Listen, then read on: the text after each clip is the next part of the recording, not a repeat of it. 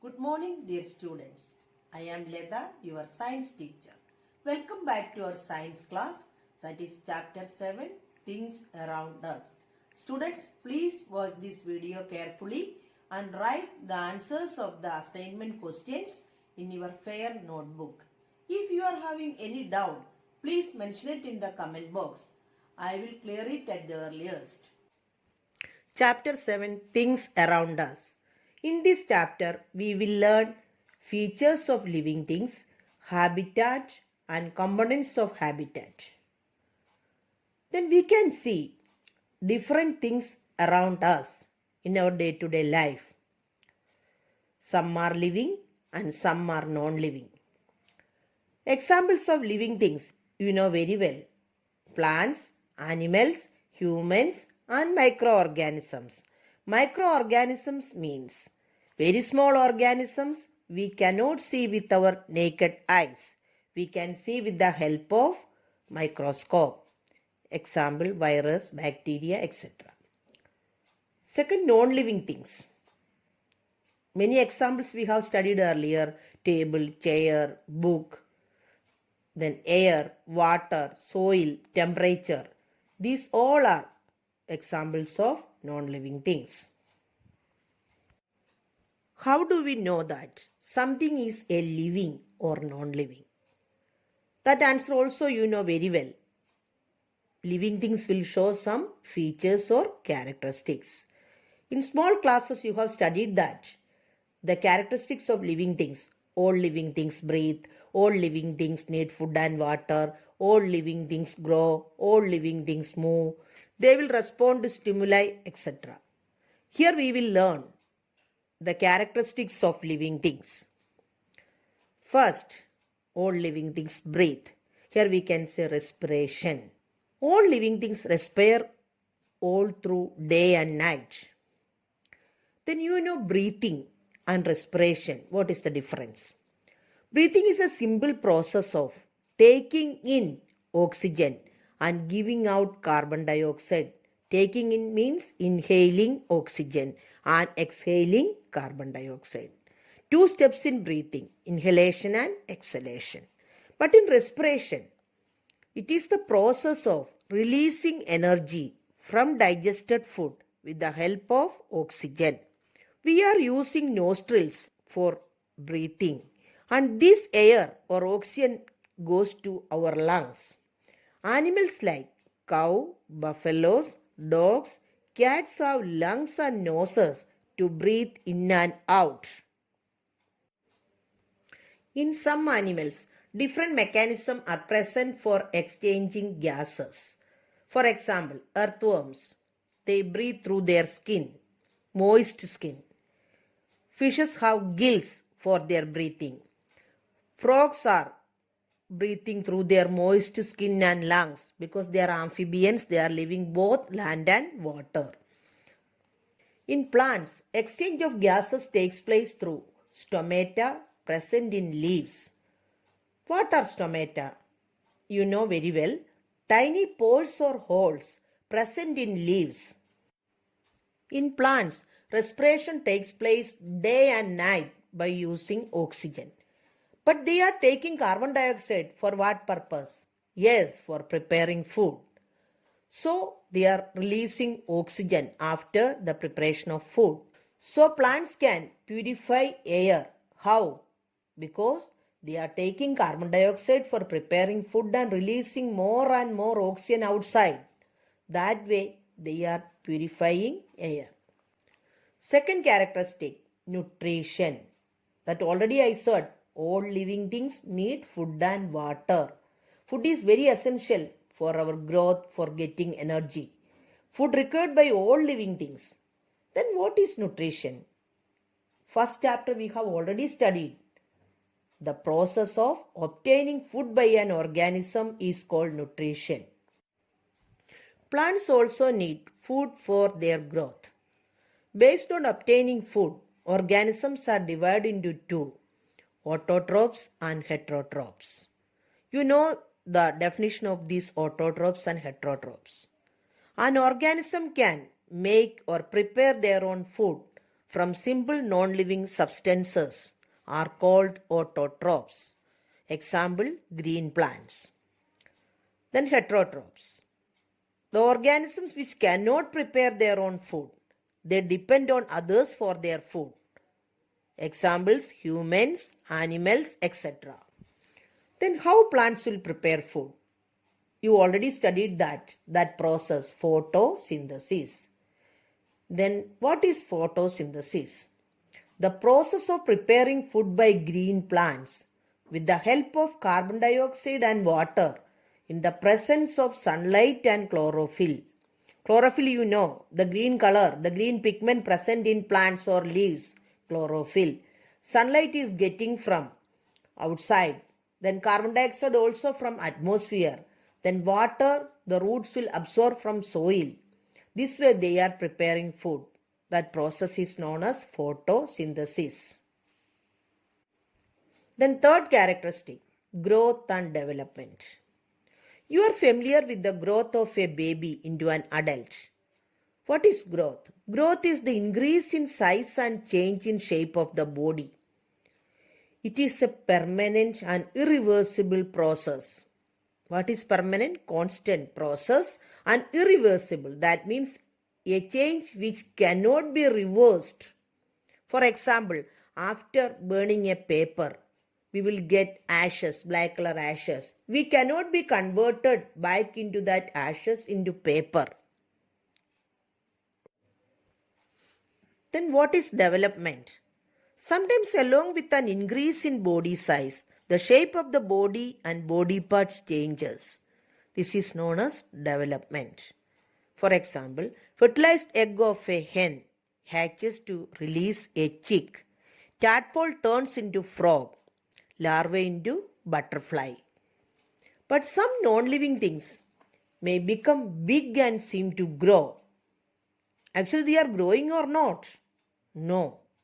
Sugar crystals, sand dunes are growing. We are looking like growing, but actually this is due to add of matter from outside. But living things, growth is from inside. Actually, non-living things are not growing. Next, fourth characteristic, movement. All living things move. They are showing movement. Animals, humans, birds and insects are moving from one place to another. In last chapter, you have studied that, the difference between movement and locomotion. Then some animals, they will walk, run, crawl, climb, jump and fly. They are moving with the help of bones and muscles. The movement in plants is not the same as animals. You know it very well. Plants are fixing in one place, in soil. They do not move from one place to another. But plants also showing their movement. How they are showing? They are showing some movements in their body parts or parts of their body. For example, stem move towards light. Root grow downwards in the soil in search of water. Then opening and closing of flowers. These are very good examples of movement in plants. Fifth characteristic, response to stimuli. When someone flashes a bright light in your eyes, what will you do? You will close your eyes without anyone's permission or hide your eyes with your palm. Why? Because light is coming time. We are responding to that. Here light is the stimuli. We are living things, so we are responding. In cold weather, we are wearing woolen clothes. Why? Here cold is the stimuli. We will feel cold. That's why we are responding and we are wearing woolen dress. Then if bad smell is coming, we will close our nostrils or nose. Why? Because we are living things, we will respond to that stimuli smell. Then stimuli, what is the meaning of stimuli? Changes in the surroundings that make an organism respond to them are called stimuli. Examples, heat, cold, smell, sound, touch, light, etc. Next, response. What is mean by response? An activity in the living body that results from a stimulus. That means a stimuli or stimulus coming, according to that we are responding. We are closing our eyes. We are covering our nose with our fingers. What smell is coming? We are responding to that stimuli or sudden changes in the surroundings. Plants also showing response. Good example is the touch me not plant. When we are touching, it will fold their leaves. Roots grow towards the earth, but non-living things not responding to stimuli. Next characteristics. Number 6, reproduction. What is reproduction? It is a natural process, the process of producing young ones of their own kind. All living things are reproducing. Then what is the importance of reproduction? To maintain our generation or continuity of our generation and maintaining the balance of nature. So reproduction is very, very important. The mode of reproduction may be different in different animals. Some animals lay eggs. From that egg, young babies are coming. These animals are called oviparous animals. Animals which lay eggs are called oviparous animals. Example, hen, fish, frog, etc. But some animals give birth to their young ones. They are called viviparous animals. Example, humans, cow, cat, dog, etc. These viviparous animals are feeding their milk to their babies. So they are called mammals. They are called mammals because they have mammary glands or breast. Animals that feed their young ones on their own milk. Plants also reproducing. How? Many plants reproduce with the help of their seed. You know, for example, mango fruit we are eating. It is coming from mango tree. How mango tree is there? From the seed of mango fruit. But some plants growing from their stems. For example, rose plant, sugar cane. But some plants coming from their roots. Example, sweet potato. Some plants coming from their leaf, bryophyllum. Example. Then what are the vegetative parts of a plant? Stem, root and leaf are called the vegetative part of a plant. From that part, new plants are coming. That type of reproduction is called vegetative reproduction or vegetative propagation. Then number 7, the last characteristic, excretion. Excretion means removal of waste. This is another feature of all living things. What is this? The process of removing waste by a living body is called excretion. Then what will happen if we are not removing waste? Then accumulation of waste material is harmful. Toxic substances will accumulate. It is very, very harmful to our body. So we have to remove our waste. Our body also produces some waste like urine, sweat, carbon dioxide, stool or feces, that means solid waste. These all we have to remove. Plants also removing their waste. Which waste they are removing? They are removing waste in the form of gum, oils, latex. What is latex? If you break a twig of a rubber plant, a white thick fluid coming out, it is latex. Some plants remove waste products along with old leaves and bark that fall off. All plants give out water vapor and carbon dioxide. We can't sleep under a tree at night. Why? Because plants are removing carbon dioxide at night. They are taking oxygen and removing carbon dioxide at night. This is harmful to our body. All characteristics over. Next our topic is habitat. This also you know very well, this topic. What is habitat? You have studied earlier, habitat and adaptation. The place where living beings live is called their habitat. It means dwelling place or home. For example, pond is a habitat, forest is a habitat. The organisms depend on their habitat for their food, water, air, shelter and other needs. Components of habitat. There are two components. First one, living component. They are also called biotic component. Living things such as plants, animals and microorganisms or microbes in a habitat are its biotic component. Living component. Other way we are calling biotic component. Second, non-living component or abiotic component. Non-living things such as rocks, soil, air, water, sunlight and heat in the habitat constitute its abiotic component. Different types of habitats you have studied in chapter 9. First one, terrestrial habitat. What is it?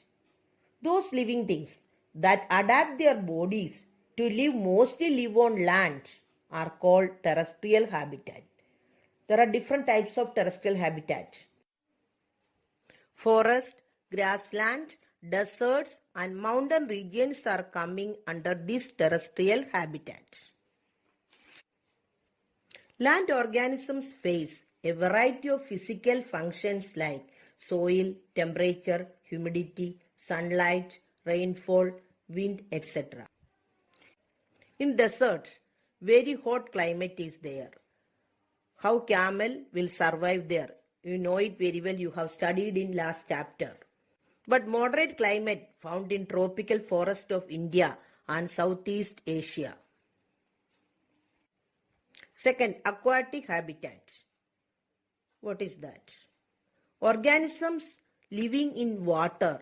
Their body is adapted to that life. Example, fishes, water lily, etc. Ponds, lakes, rivers, oceans are some examples of aquatic habitats. Most of them use oxygen dissolved in water. They have some adaptations in their body for surviving there. Aquatic habitats are divided into two parts, freshwater habitats and marine water habitats. Freshwater means lakes, ponds, streams, rivers, etc. Then marine water, seas or oceans. In the sea, plants and animals are surrounded by saline water. Saline means salty water. Now we have completed this chapter. Please read this chapter very well. Then I will give some questions. Now, please write down these questions. Question number 1.